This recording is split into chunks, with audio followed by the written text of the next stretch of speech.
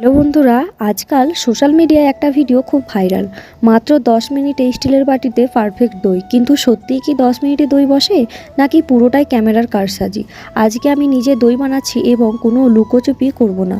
Live প্রমাণ সহ আসল সত্যিটা আপনাদের সাথে শেয়ার করব।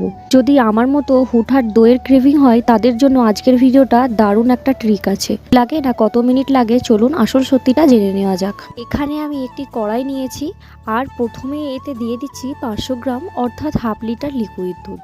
আপনারা আপনাদের প্রয়োজন মতো দুধটা পরিমাণ কমিয়ে বাড়িয়ে নিতে পারেন, কোনো অসুবিধা নেই। এবারে হাফ লিটার দুধটাকে আমাদের খুব ভালো করে জাল করে নিতে হবে। তবে হ্যাঁ, এখানে একটা ছোট্ট কিন্তু খুব দরকারি টিপস দিয়ে রাখি। দুধটা জাল করার সময় খেয়াল রাখবেন এর ওপরে যেন কোনোভাবেই না সর পড়ে গেলে কিন্তু দইয়ের মসৃণ ভাবটা আসবে না। তাই হাতা দিয়ে অনবরত খুব ভালোভাবে নাড়াচাড়া করতে হবে। এবারে দুধের মধ্যে আমি দিয়ে দিচ্ছি গোটা এলাচ।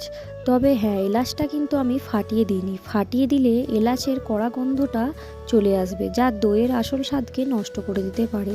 জাস্ট একটা হালকা করে সিম্পল ফ্লেভারের জন্য এই গোটা এলাচটা এইভাবে ফেলে দিলাম। যতক্ষণ দুধটা ফুটছে, চট করে একটা কথা বলি, এই রেসিপিটা না এত সহজ আর এত সিম্পল যে আপনারা একবার দেখলেই বানিয়ে নিতে পারবেন। বিশেষ করে আমাদের যে সমস্ত বন্ধুরা ওয়েস্ট বেঙ্গল বা চাকরির সূত্রে বাইরে বা পড়াশোনার সূত্রে বাইরে থাকেন, তারা নিশ্চয়ই জানেন আমাদের কলকাতা বা বাংলা দইয়ের যে স্বাদটা, সেটা কিন্তু বাইরের সব জায়গায় পাওয়া যায় না। মিস করেন তো বাংলা মিষ্টি দই? তাদের জন্য বলছি, এই রেসিপিটা আপনাদের জন্য একদম পারফেক্ট। ঘরের সামান্য কিছু জিনিস দিয়ে আপনারা বানিয়ে নিতে পারবেন। দেখুন, আপনাদের সাথে কথা বলতে বলতে দুধটা কিন্তু জাল হতে হতে অনেকটাই মরে এসেছে, অর্থাৎ ঘন হয়ে গেছে। এই পর্যায়ে আমি দিয়ে দেবো 1 বাটি চিনি। মিষ্টি আপনারা স্বাদ মতো দেবেন। চিনিটা দিয়ে খুব ভালো করে নাড়াচাড়া করে মিশিয়ে নেব। এরপরেই আমি দিয়ে দেবো 1 বাটি গুঁড়ো দুধ। গুঁড়ো দুধটা দিলে কি হয় জানেন, দইয়ের টেক্সচার ভীষণ ঘন আর ক্রিমি হয়।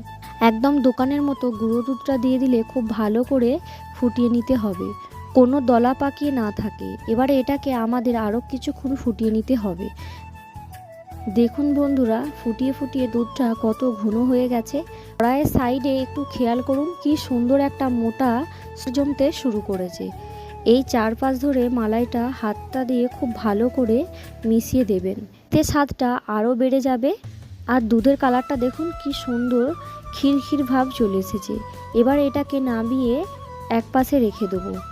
মিষ্টি দইয়ের সেই সুন্দর লালচে রঙের জন্য এবারে আমরা একটা ক্যারামেল তৈরি করব। তার জন্য প্রথমে একটি প্যান নিয়েছি, তার মধ্যে দিয়ে দিয়েছি পরিমাণ মতো চিনি। আমি যেহেতু মিষ্টিটা খুব পছন্দ করি, তার জন্য এখানে আমি আর 1 বাটি চিনি ব্যবহার করেছি। তোমরা চাইলে তোমাদের পরিমাণ মতো এটা ইউজ করতে পারো। আর সামান্য একটু জল দিয়েছি। লো ফ্লেমে এটাকে গোল্ডেন করে ক্যারামেল করে নেব। খুব একটা ক্যারামেল করার দরকার নেই, এটা পুড়ে যাবে আর তেতো ভাব চলে আসবে। নর্মাল ক্যারামেল হলেই চলবে। ক্যারামেলটা হয়ে যাবার পরে এর মধ্যে আমি আগে থেকে ঘন করে রাখা দুধটা ঢেলে দেবো। এখানে একটা জিনিস হবে, কিন্তু দুধটা দেওয়ার সাথে ক্যারামেলটা একটু শক্ত হয়ে তলায় বসে যেতে পারে। ভয় পাওয়ার দরকার নেই, একদম নর্মাল ব্যাপার এটা। আমরা হাতা দিয়ে এটাকে খুব ভালো করে থাকবো। তাই আমি পুরোটা এই বড় কড়াইতে শিফট করে নিলাম। এবার এটাকে খুব ভালো করে ফাটাতে থাকবো। দইয়ের একটা আসল সিক্রেট কি জানেন?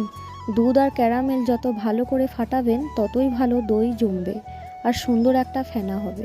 এদিকে আমি আগে থেকেই রুম টেম্পারেচারে থাকা টক দই একটা ছাঁকনির সাহায্যে জল ঝরিয়ে রেখেছিলাম, দুধের উপরে দিয়ে দিলাম।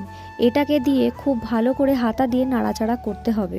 ভালো করে নাড়াচাড়া করে আমি এটাকে মিশিয়ে নেব। আসি আসল পর্বে। দুধটাকে আমি একটা সুন্দর স্টিলের বাটিতে ঢেলে নিলাম।